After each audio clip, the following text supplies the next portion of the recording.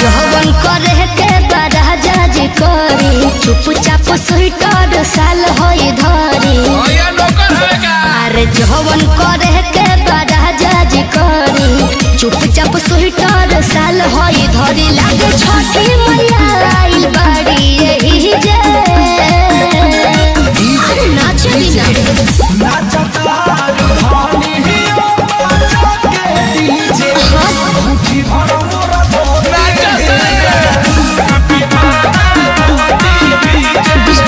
करी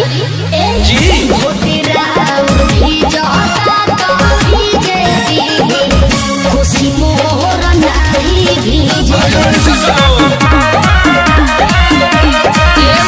चुप ना रहू नाचे दे।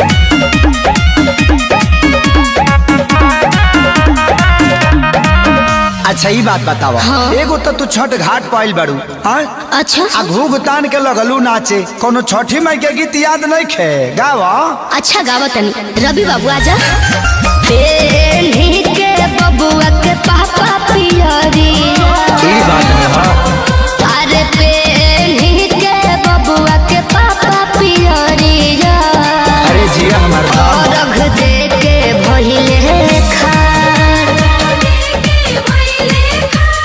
तू तो नाचत गावत बाड़ू मोरा धनिया हमरा लागत रे जा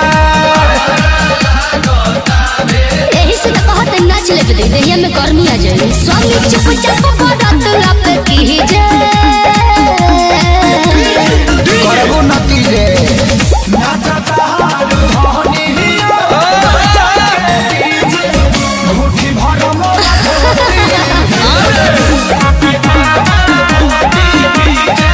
ए राजा जी सुनी सुनावा।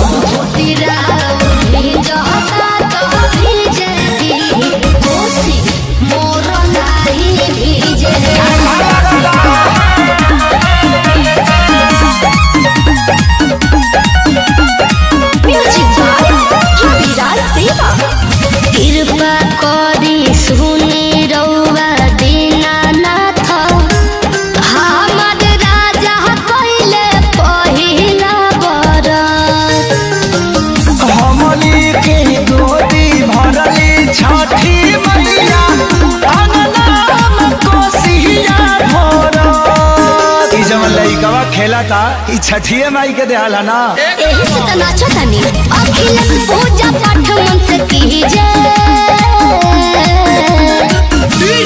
डीजे नाचता धनी जाके डीजे भरले धोती सुनी ना जी ए जी भोटिरा ही जाता तो भीजे दे कोसी मोर नहीं भीजे। हाय संजय विवेक जी तो गर्दा को देहलो दूर उड़ा देले बालो।